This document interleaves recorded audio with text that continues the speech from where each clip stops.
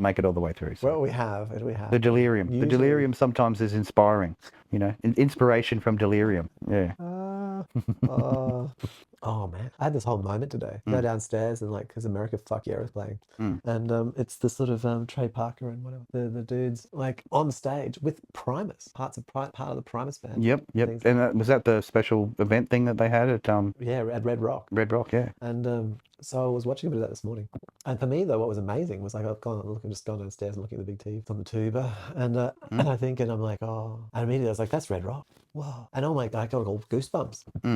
When I was tripping out a little bit, and I'm like, wow, amazing. He's like, wow, it's really having an effect on you. And I said, well, I've been to Red Rock. I've spent a lot of time up on those cliffs and stuff. And he's like, what? And I was like, yeah, in Horizon Zero Dawn. It's actually a scene. It's a setting.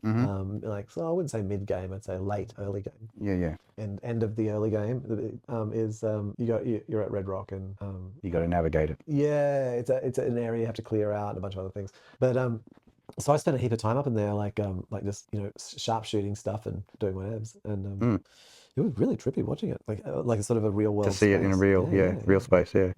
And I really want to understand. I think as a result of it, besides it just being trippy and cool and all that stuff, I kind of want to talk to maybe Guerrilla, maybe because Guerrilla Games, they make Horizon, but maybe then because even though the same thing applies in other games, you don't see it as much in other games because the environments you're in are not real world environments. Yeah. Where in Horizon it is actually making the connection. Yeah, so you literally are in Colorado and going across to whatever, to Utah and Nevada and things. But how big the character is. So when you look at the size of Aloy and she's running around inside Red Rock, I'd say she's probably about twice as high as a normal human. I think she's about maybe double a human. It's like 12, 13 foot, whatever. Yeah, I think so. Yeah, and then it changes scale at other places a little bit, but I think that there's some kind of weird scaling going on, where the distance you travel, and you can run from Colorado to wherever non-stop and not get tired. I don't think I kind of mean that, but definitely the size of the character and how they work out, how game companies they decide, oh, okay, we're going to replicate, I don't know, LA. Well, they'd have dem data, Si.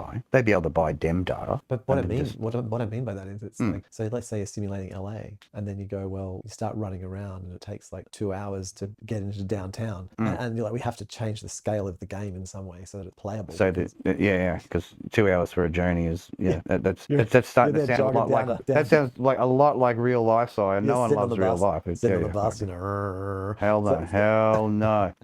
Pulls up.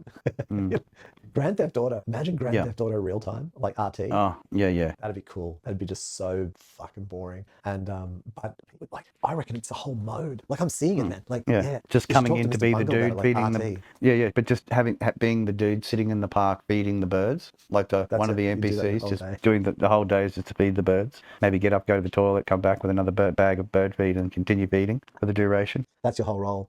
Totally in character. Yeah. Anytime anyone interacts with you, you just say "burbs,"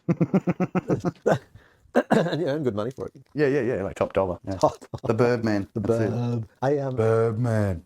Yeah, I mean, how would it go? In Grand Theft, I mean, that actually, people would be very incentivized to steal cars. Imagine you're on public transport, you're catching the bus down to downtown in Grand Theft. 2 hours later, it's like, fuck, no, I'm just stealing a car next time. Actively encouraging committing crimes. I'm going out for a bit more rain experience. I need another nicotine injection. Saturday night, raining hard. No campers. Pretty happy about that. Well, it's fairly impractical, I suppose. Seems like more of an inconvenience than anything. Than truly practical. And it's very funny when you call someone on doing that and they sort of very quickly renege. Because once they realise how much effort's actually involved, then perhaps the scenario was a bit silly to mention in the first place. To maintain the whole ridiculousness? Yeah. It's just a bit too overboard, I'm going to do this. And you're like, yeah, okay, you do that. And I'm going to sit out the front with a beer and watch you put it up. Yeah. Well, I mean, you've always got to have a supervisor, right? You do, in the rain.